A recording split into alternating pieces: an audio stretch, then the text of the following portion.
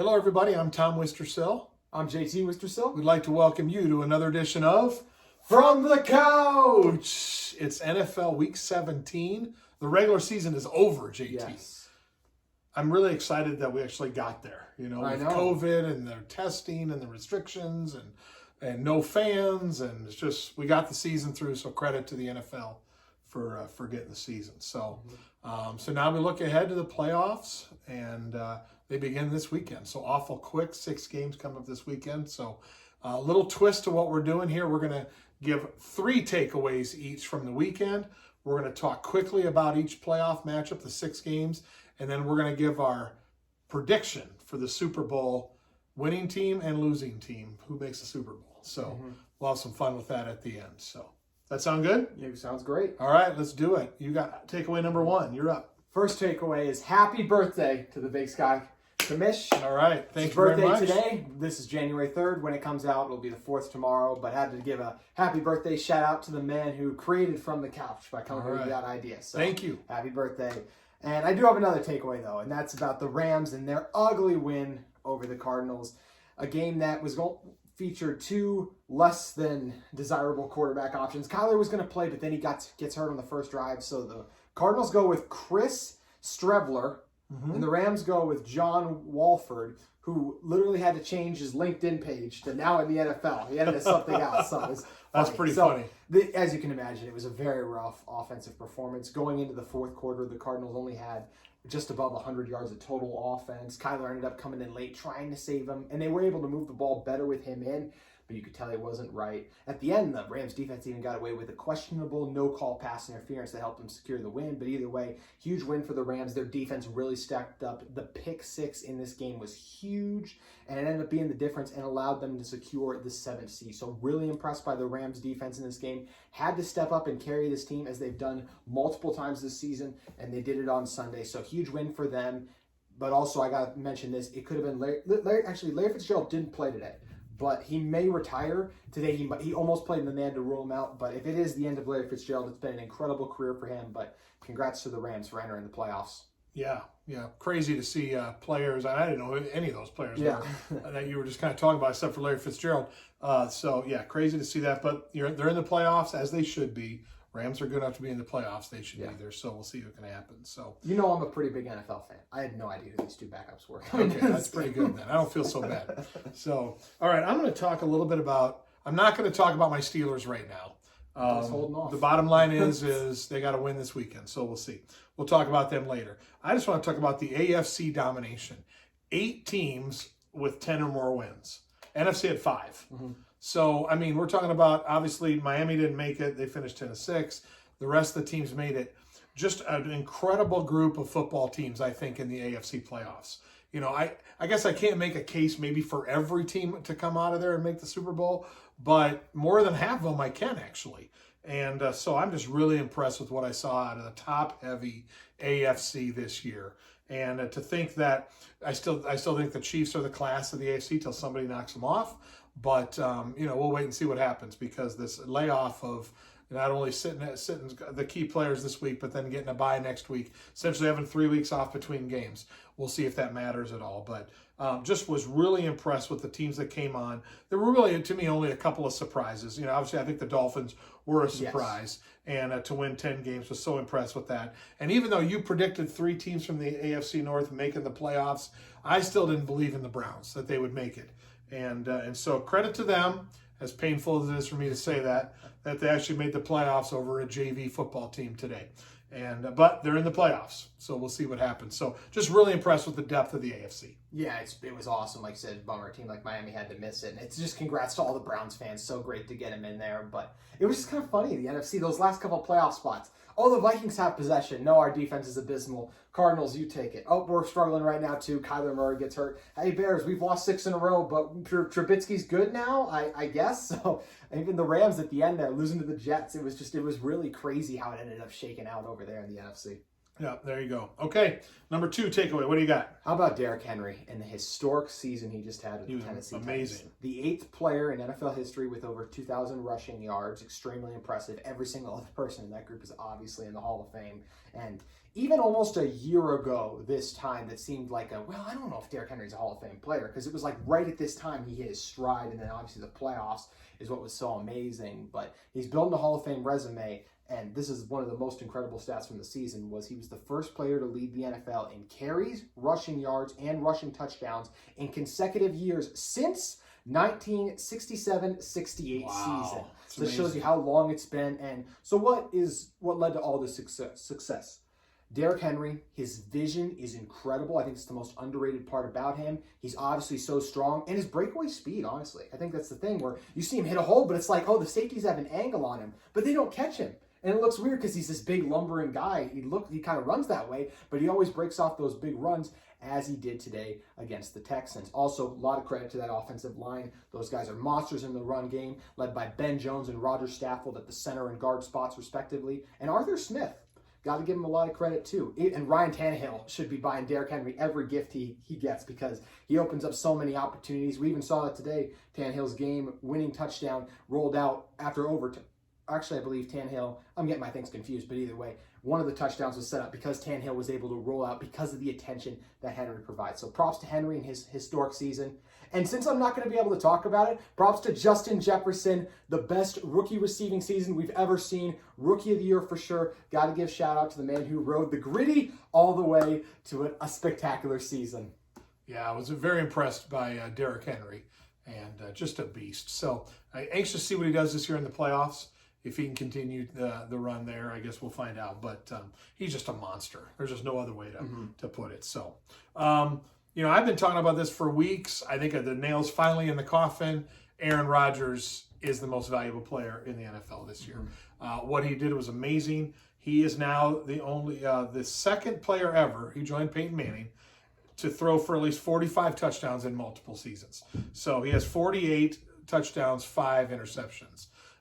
Their offense has been explosive, and he's the key to it, right? I mean, as I've said before on here, he's the best thrower of the football I've ever seen in my life. And when you think he might be slowing down, he's like LeBron James. He's better now than he's ever been. And so we'll wait and see. I mean, I'm glad the Packers get a week to rest. Obviously losing the tackle obviously really hurts them, going into the future. But nonetheless, they played well enough today to blow out the Bears basically in the fourth quarters when they took care of the Bears, outscored them 14-0 there. But Rodgers is amazing, and I'm just really anxious to see, because the NFC playoffs have to go through Lambeau. It's been a long time since that happened. And so somebody is going to have to go up there. Chances are the weather will be sketchy. And for some reason, the California boy loves the cold weather and plays great. So it's going to be hard to pick against the Packers just because of Aaron Rodgers. Yeah. I won't say nail in the coffin. I still think Mahomes is a shot. I think Rodgers is the slight favorite right now. Playing Week 17, I do think helped add those extra stats in there. I think him and Mahomes are super neck and neck, though. Mahomes has some great stats as well. And as wrong as it is, sometimes we have seen the player with the better record get the award. Obviously, it should be what he does on the field, not just, it's a individual award, not a team record. But we have seen that come into play, and the Chiefs do have the best record in the NFL. Yeah. Okay. All right. Third takeaway, JT. From unbelievable quarterbacks like Rodgers and Mahomes, let's talk about the quarterbacks who are going to be on the move. And the best of them, you get Matthew Stafford is more than likely played his final game in Detroit today. Carson Wentz didn't even suit up amidst the trade things. And Matt Ryan is another one with the Falcons in the top 10, could draft a QB. So where should these quarterbacks go? Now, obviously, they all can't go to the same spot, but I believe all of them should be knocking on Kyle Shanahan's door. The 49ers are the most desirable destination if you're a quarterback on the move this offseason.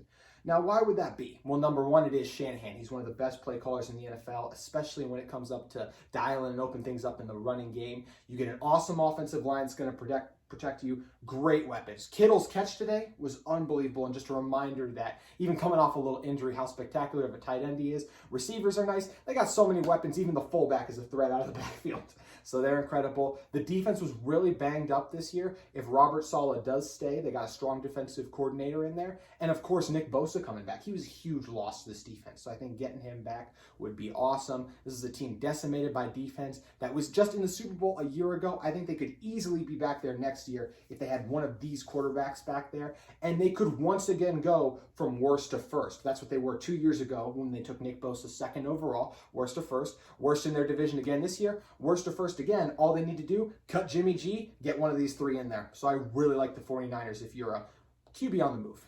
Yeah, no doubt about that. They are by far the most loaded place, and any of those guys you talked about immediately, I think, puts them deep in the playoff picture. So I completely agree with you there. So my third one, I was talking about the Buffalo Bills. Yeah. Here, I just think that the momentum they have going into the playoffs is really impressive, and it was the first look I really got at them was when they beat my Steelers up a couple weeks ago. And they had credit to Josh Allen, just having a really good season, 34 touchdown passes, only 9 interceptions, also ran for over 400 yards during the season, 8 touchdowns rushing. And so this adds that dimension. You and I've talked about this before. The mobile quarterbacks are where it's at right now. If your quarterback is a threat to run, then that changes the way defenses have to play. And even Rodgers is mobile enough to make some plays with his feet. That's why he's still effective. But nonetheless, the Bills to me right now, oftentimes you had who's got momentum, right? Who's really playing well? Who's just going to continue to roll along? If I looking at the playoff picture, the Bills are at the top of that list for me right now. They've really been drilling some people, and so I've been very impressed with them. They get a couple home games if they take care of business. And I guess we'll wait and see what happens. But again, credit to the Bills for being a player. It's been a long time since the Bills have been good, since Jim Kelly was their quarterback. So it's been a while. Yeah. So what do you think? They don't really do a top 3 for the MVP, so he isn't really missing out on this. I think Josh Allen is the 4th for MVP right now, but it just shows you the spectacular season he had coming off. In this offseason, we're still questioning, is he the guy? To now, I think he's a top 10 quarterback in the NFL. Been in love with their offense. The coaching job Sean McDermott's done there. And as we saw today, when they steamrolled the Dolphins, if they get some injuries, their backups can step up in those situations. So love watching the Bills play football. Very impressed there. So, all right, let's move on to the playoffs. We're going to take them in chronological order, the way the games are being played, which we can talk about the Bills again. Yeah. It's the first game, Colts at Bills. What do you think, GT?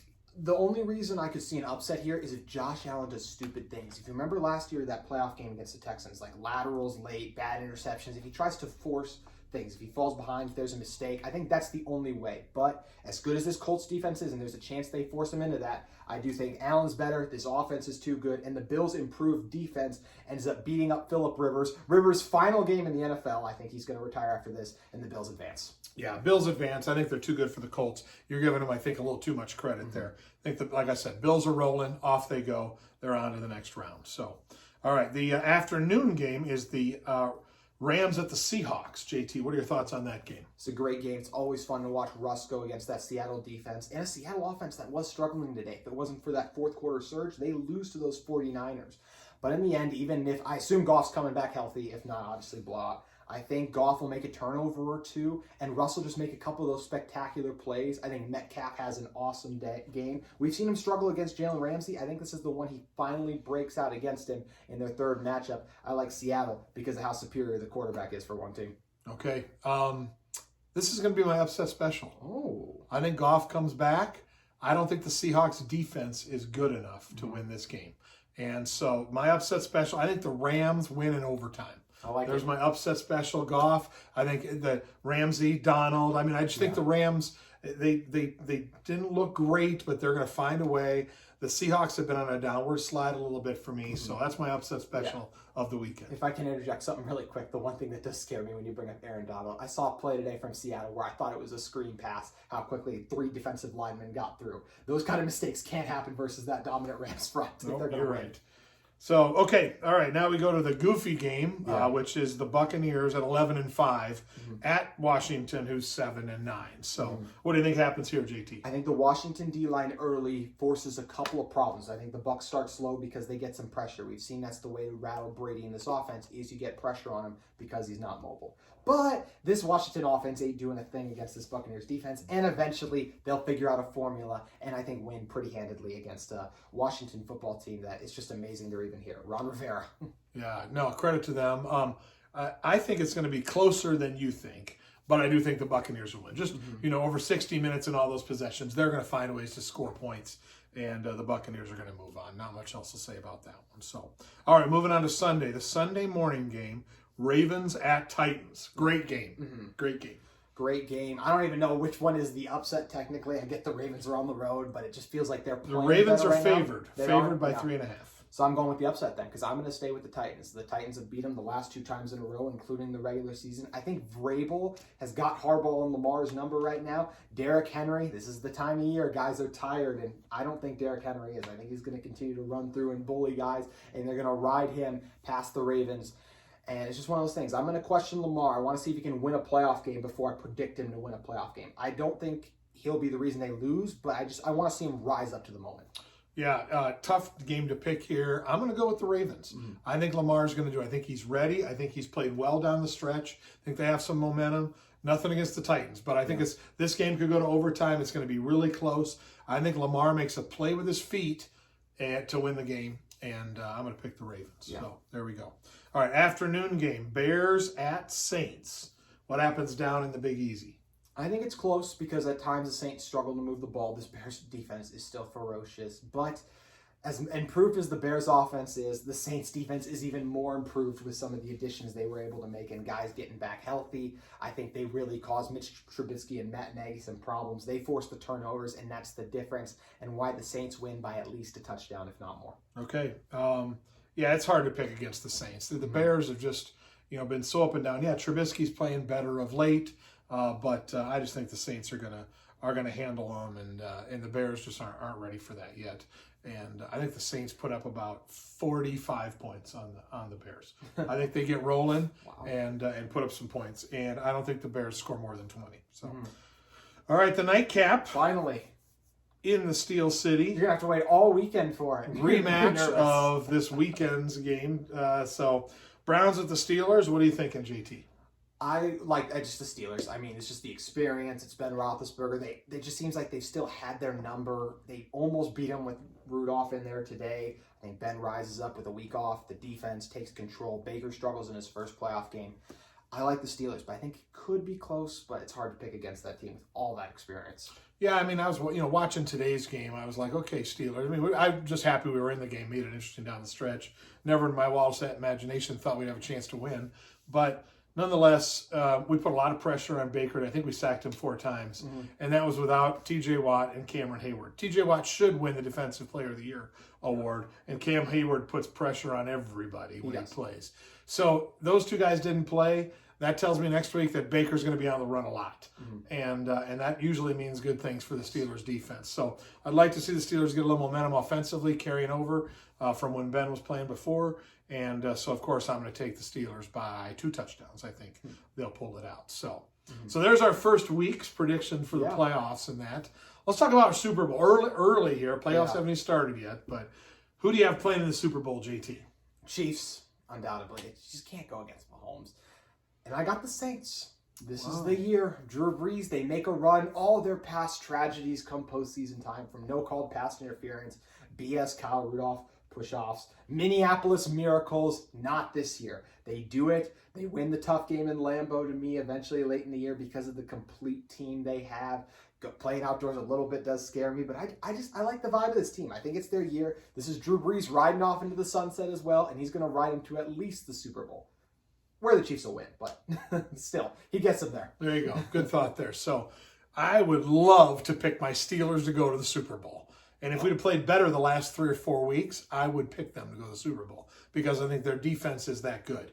And defense wins championships, especially in unpredictable weather during the playoffs. But you have to be able to run the ball, and they can't do that right now. And it drives me crazy along with every Steeler fan I know. So I'm going to be very boring. And I'm going to pick the Chiefs-Packers Super Bowl. And it's going to be a great Super Bowl because the score is going to be like 52-50. Yes. And it will just be a track meet. But it'll be so fun to watch. And Aaron Rodgers is going to win the Super Bowl. He's going to lead his team to a Super Bowl champion this year, which all my Packer friends will like. Yeah. But that's what I think is going to happen. So we'll see. Huge for his legacy. If Rodgers could get that second Super Bowl like that, then I think he could enter some of those debates because off of talent, as we've talked about. He's one of the best ever. He just needs some more of those accolades. And winning a couple more Lombardis is off to a great start for him. No doubt about that. So, well, good. Well, we hope you've enjoyed our tour here of Week 17 in the NFL as we put a lid on the regular season and open up the playoffs. Yes. Which is always a great time of year. So, thanks for joining us on this edition of From the Couch. We'll see you next week.